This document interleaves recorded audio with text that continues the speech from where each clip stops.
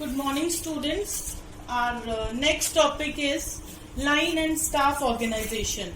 So we have previously seen two other forms of organization. The one is line organization and functional organization, and both of these have their own set of feedbacks and drawbacks. The line system focus excessively on authority, and the functional organization divide the firms into departments. So this is where we come up with a perfect combination to avoid these limitations, that is the line and staff organization. As you are seeing in the diagram, there is a particular line of marketing manager, sales manager, assistant sales manager, and there is a supporting staff who is supporting these managers. Supporting staff means in the one side we have marketing research manager and marketing planning manager, and in the other side we have production development manager and promotional manager. So these four staff managers, they are expertise in their own field, right? In staff and line organization, both the line manager and the staff have their own important roles to play. In this structure, the authority flows from top to bottom. Top to bottom means from marketing manager to sales manager, and from sale manager to assistant sale manager. The line manager is the one in charge. He is the one with the authority to make all the important decisions of the, and he is also responsible for these decisions and the performance of his employees. The staff is the expert in this scenario. They have the knowledge and expertise of their field and are there to assist their line managers. They have an advisory role in the firm. But since they do not have authority over the line managers can choose to take their advice or ignore it. So the main objective of the staff is to come up with solutions to problems. They help the line manager in attaining the company's objectives as well as goals.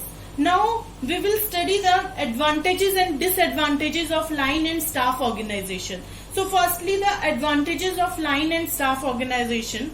One of the main advantages is that the line executives receive expert advice from the staff. The staff has expertise on the matter and the line executives can greatly benefit from the device. So they can leave the planning and research to the staff and concentrate on the execution of the plan.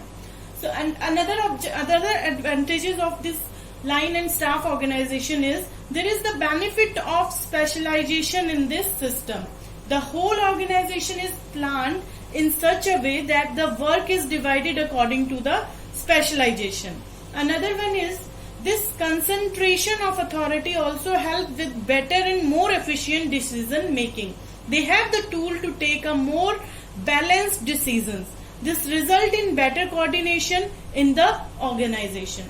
And the last advantage of line and staff organization is there is also a lot of scope for growth of employees in a line and staff organization. It gives each individual the freedom to grow and flourish in their own specialty. Now we will study the disadvantages of line and staff organization.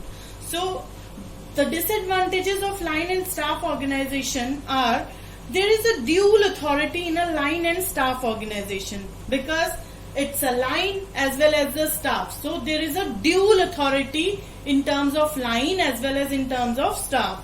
So this may confuse the employee when it comes to flowing instructions and reporting. It can create certain communication issues in the firm, or we can say a kind of communication gap, right? The next is there are sometimes conflicts between the line executive and the staff managers. They could have a difference of opinions because line managers, they have their own opinion and staff managers, they have their own opinions. So there may be a conflict between line and staff managers.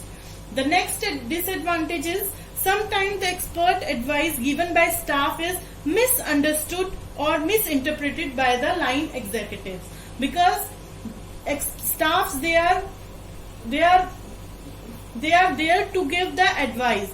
So sometimes line managers they are misunderstood the guides which staff they have given to them.